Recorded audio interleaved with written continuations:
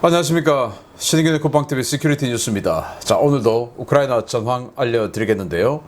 리만 지역에 루한스크 그리고 러시아군이 한 7,000명 정도 고립되어 있다.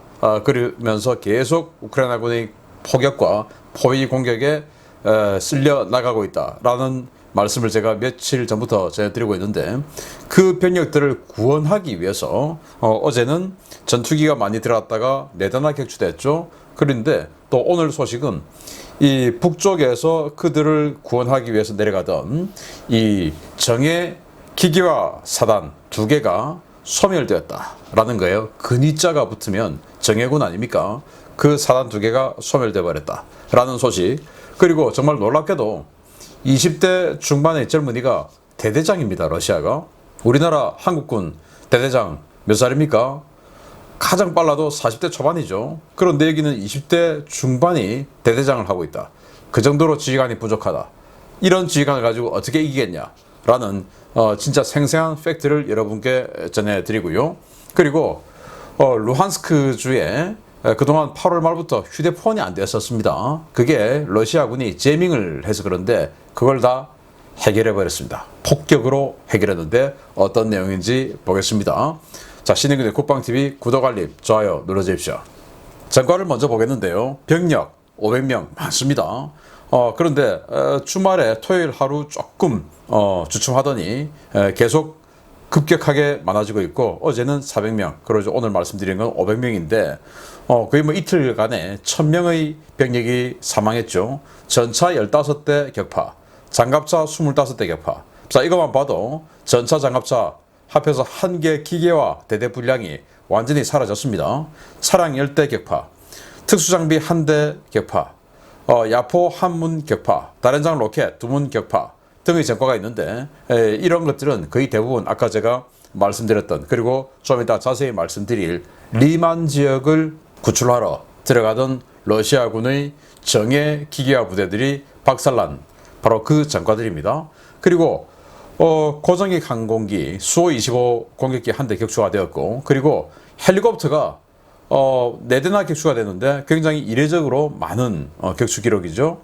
이 중에서 주로 대부분이 밀-24 하인드 공격 헬기, 그리고 밀-8 수송 헬기 뭐 이런 것들인데, 이게 이 조종사가 어제 많이 격추됐지 않습니까? 그래서 그 조종사들 구출하러 들어가다가, 왜냐, 조종사가 없으니까 이제 드디어 조종사라는 이 존재가 소중한 자산이다 라고 하는 걸 러시아가 느끼기 시작한 거죠. 그래서 쟤들 구출해와.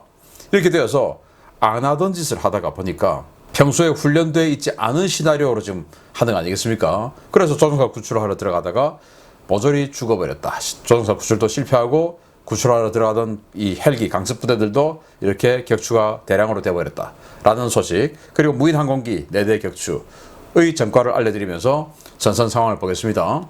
젤렌스키 대통령이 푸틴의 핵 위협은 단순한 허세가 아니다. 진짜 이건 일어날 수 있는 일이다. 그래서 우리 모두 막아야 된다 라는 경고를 하고 나섰고, 또 역시 젤렌스키 대통령이 이제 심리전을 하고 나섰어요. 왜냐, 러시아에서 지금 징집을 하고 있는데 그 징집의 절대 다수가 소수민족 자치공화국들에서 지금 이루어지고 있으니까, 왜냐, 러시아 공화국에서는 푸틴이 자신의 권력 기반이다 보니까 거기를 잘 안 건드리는 것이죠. 그래서 소수민족 자치공화국 위주로 거기에서 뭐 완전히 그냥 싹쓸이 하듯이 지금 데리고 오고 있으니까 그런 민족 감정을 자극하는 것이죠. 그래서 야, 푸틴이 너희 소수민족을 말살하는 이 책동을 하고 있다. 그러니까 너희들 들고 일어나야 된다 라고 심리전을 하고 나섰는데, 너무나 얼토당토 않은 소리를 저기 하고 나서면 쟤 뭐라는 소리야? 라고 하겠지만, 이거 누가 들어도 그래, 우리를 지금 말살하려는 거 아니야? 라고 생각할 수 있으니까 지금 이런 심리전은 굉장히 강력한 펀치로 데미지로 누적이 될 겁니다. 자, 미국이 크렘린에다가 핵 사용 시 심각한 결과를 초래한다, 즉 핵 보복할 수도 있다 라는 경고를 하고 나서면서 러시아의 핵무기 사용을 지금 경계하고 나섰습니다.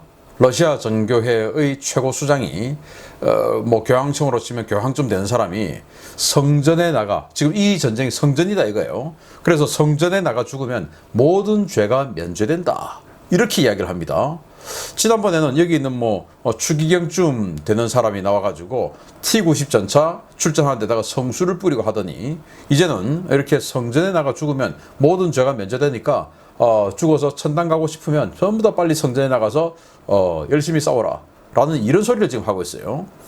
크림 자치공화국 인구가 200만 명이 채 안 되는데 그것도 14년도에 인구 많을 때 지금은 다 여기저기 도망가고 많이 안 남았겠죠. 그 크림 자치공화국의 성인 남성 90%를 징집 완료했다. 그들이 조국을 버리고 2014년에 러시아를 선택한 이 투표, 물론 지금 생각하면 그 투표도 아주 심각하게 조작이 되었을 가능성이 크지만 그 국가를 지금 치르고 있는 거죠. 90% 징집 완료됐으면 90% 죽는다. 그 말일지도 모르겠습니다. 루한스크 행정성장, 우크라이나 측이죠.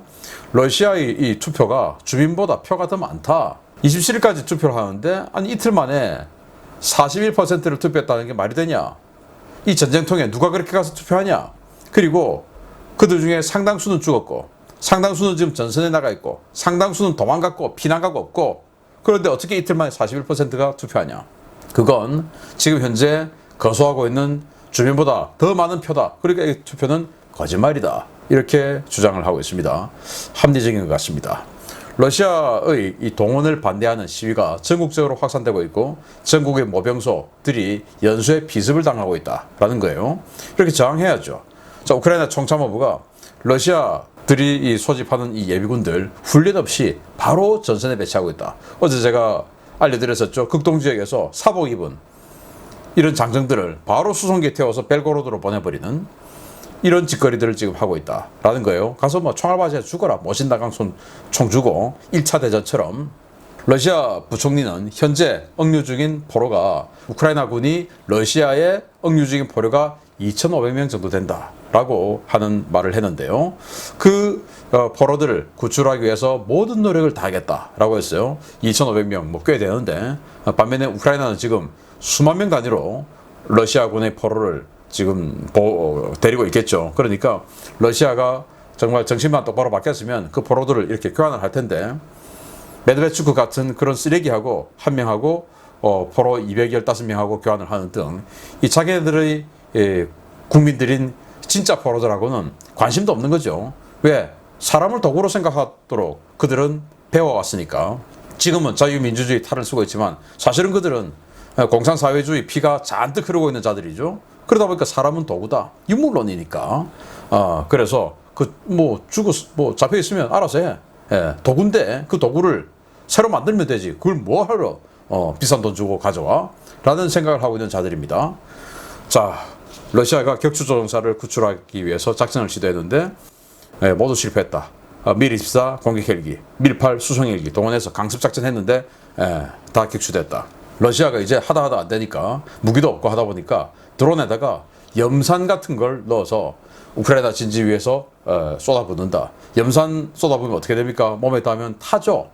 그렇게 되라고 지금 하는 건데 이게 바람이 흩날리고 하다 보니까 명중률은 형편없지만 그래도 굉장히 신경 쓰이는 짓거리들을 지금 하고 있는데 이런 추잡한 짓도 하고 있다.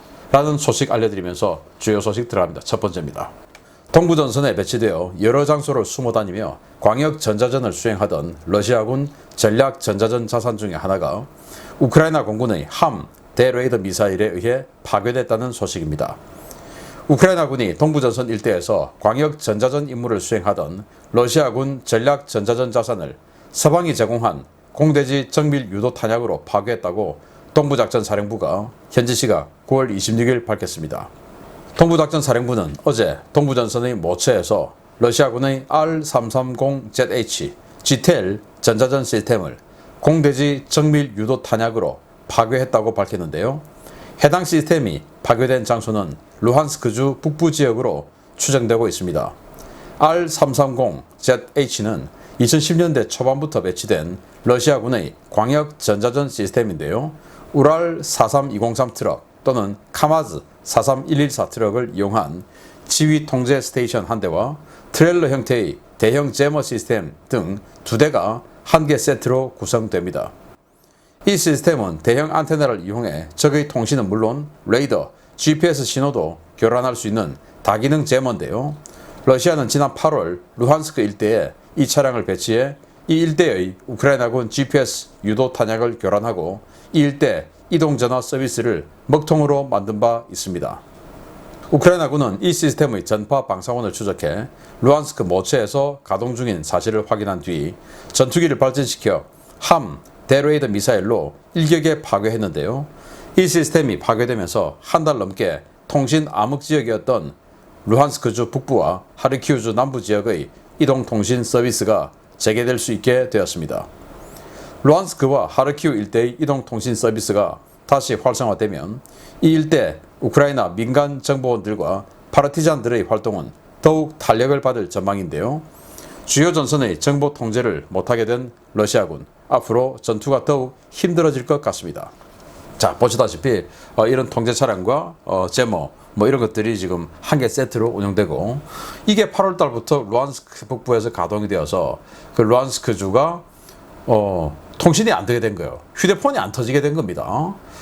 그래서 휴대폰이 터져야 오신트 네트워크들이 이런 여기 우크라이나군이 이만큼 들어왔어, 또는 러시아군이 이렇게 파괴됐어, 이러고도 좀 SNS에 올려주고 할 텐데 그걸 못하게 된 거죠. 또 파르티잔들도 휴대폰이 돼야 자기네들끼리 통신도 하고 작전 지휘도 하고, 또 예를 들어서 휴대폰이 돼야 폭탄도 설치했는데 휴대폰 가지고 이제 온오프 눌러서 터트리기도 만들고 이렇게 할 텐데 그런 것들이 안 되고, 또 GPS도 재밍하니까 예를 들어서 이 GPS 유도 폭탄 이런 것들은 가동이 안 될 수가 있죠. JDAM을 지금 미국이 우크라이나에게 주었는지 안 주는지는 확실하게 알 수 없으나 그런 무기들까지도 영향을 미치게 되는 이런 제모를 설치를 했는데, 이걸 이제 찾기 위해서 노력을 한 거죠. 그런데 러시아도 바보가 아니니까 계속 이동하면서 제밍을 하는데 결국은 찾아낸 겁니다. 그렇게 해서 드론으로 딱 찍고 있는 상태에서 함 미사일로 때려서 이렇게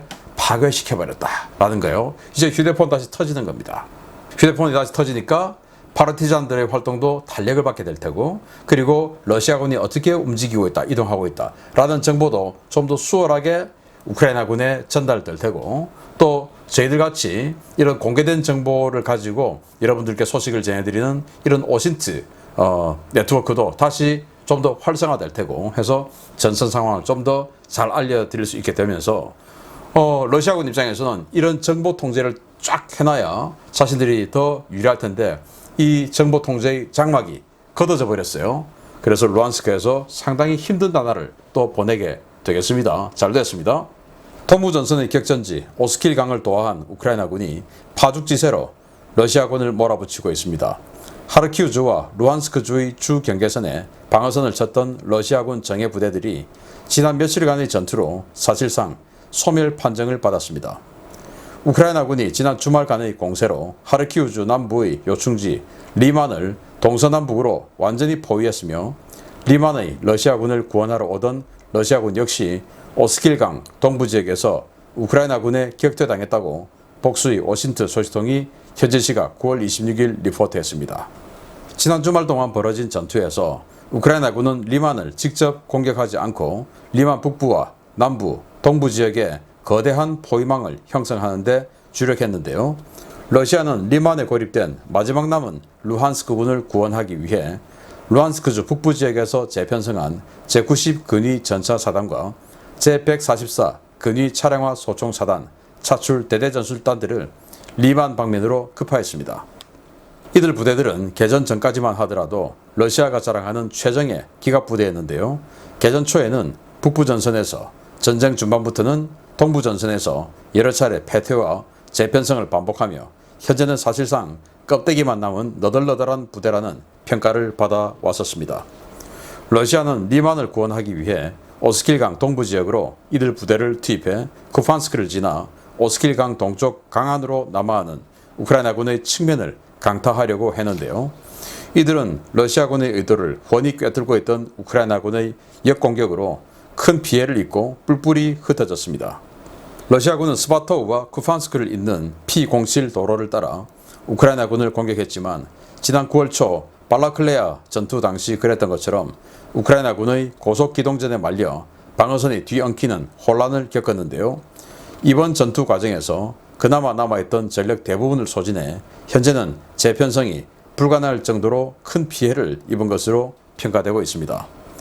구원부대가 사실상 소멸되면서 이제 리만 일대의 러시아군은 동서남북으로 포위되어 퇴로조차 없는 상황에 처하게 되는데요.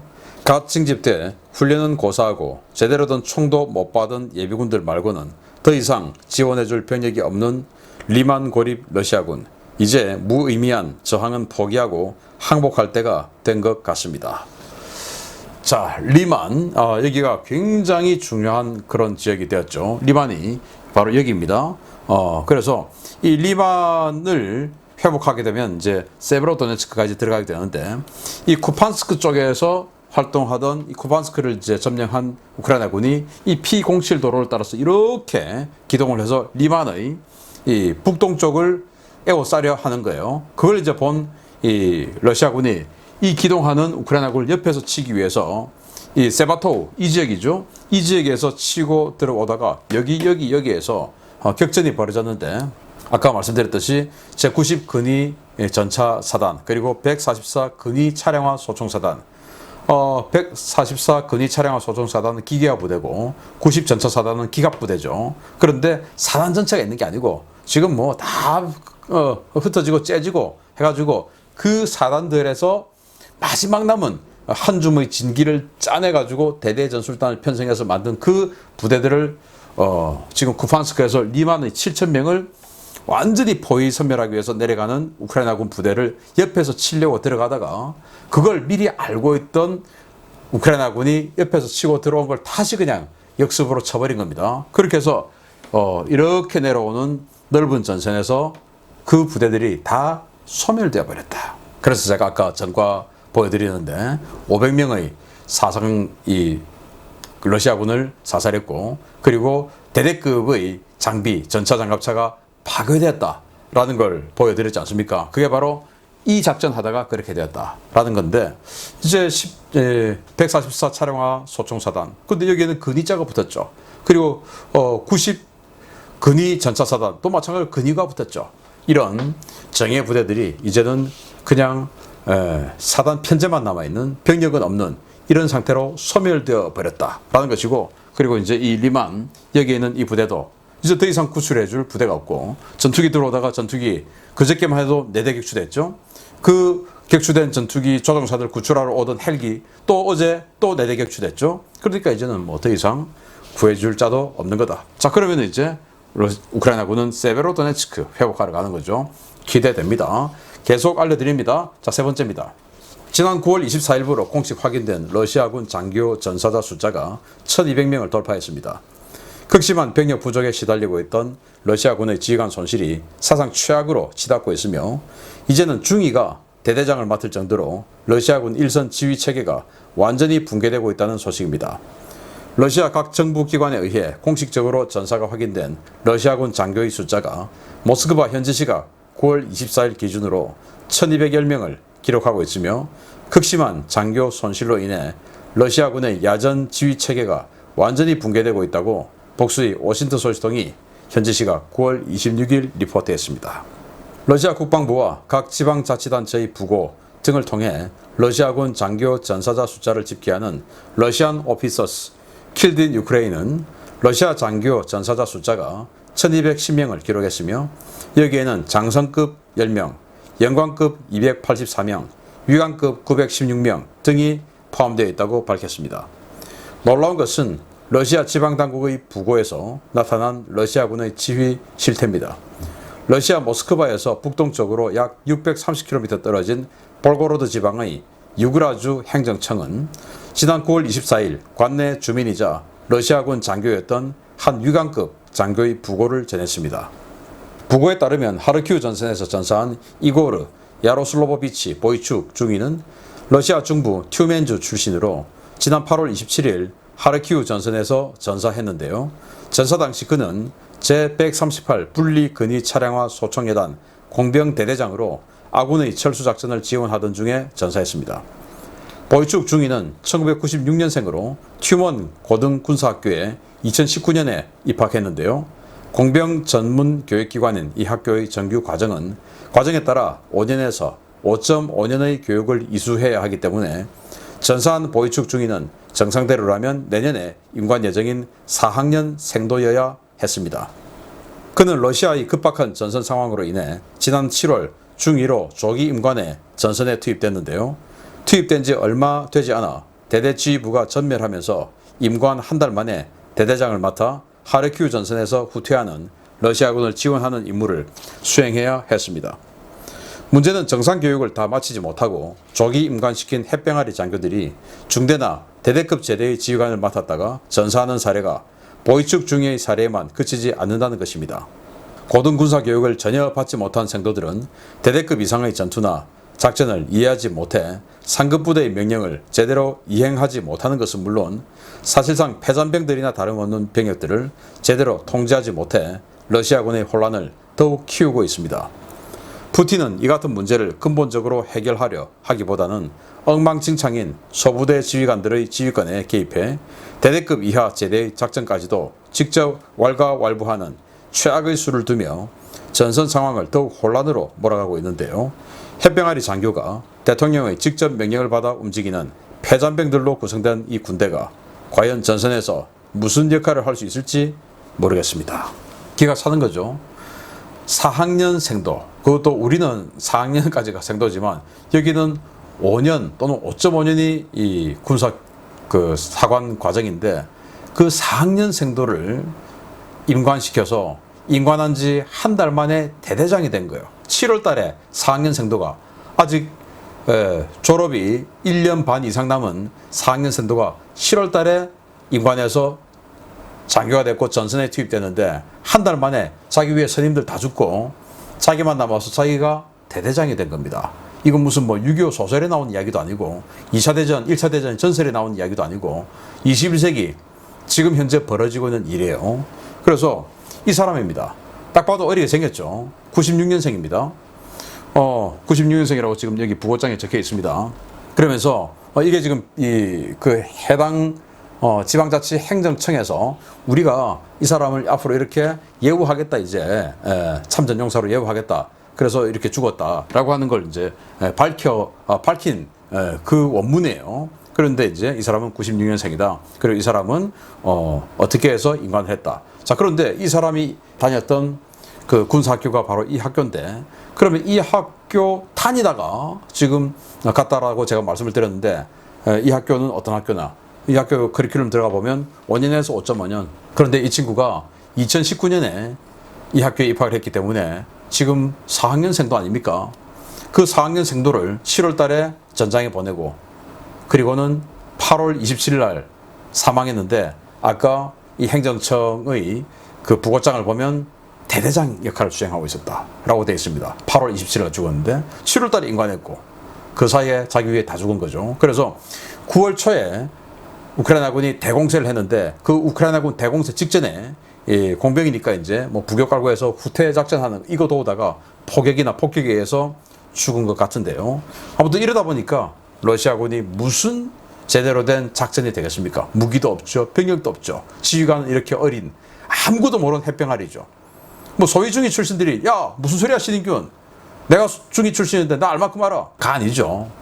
대대장이 중령이 수행하는 이 대대급 작전은 그야말로 전술을 제대로 잘 알아야 되는 거지. 대대장으로부터 내려온 명령을 그냥 수행만 하는 이거하고는 다른 것이죠. 그래서 이 대대장급의 이 엄청난 고급 전술을 그냥 중위가, 그것도 진짜 중위도 아니고 4학년 생도를, 우리로 치면 3학년 생도를 임관시켜가지고 한 달 만에 대대장이 된 이런 군대들이 비일비재한 이 전쟁, 러시아가 어떻게 이기겠습니까? 불행한 일 그만두고 빨리 마치기 바랍니다. 계속 알려드리겠습니다. 마치겠습니다. 감사합니다.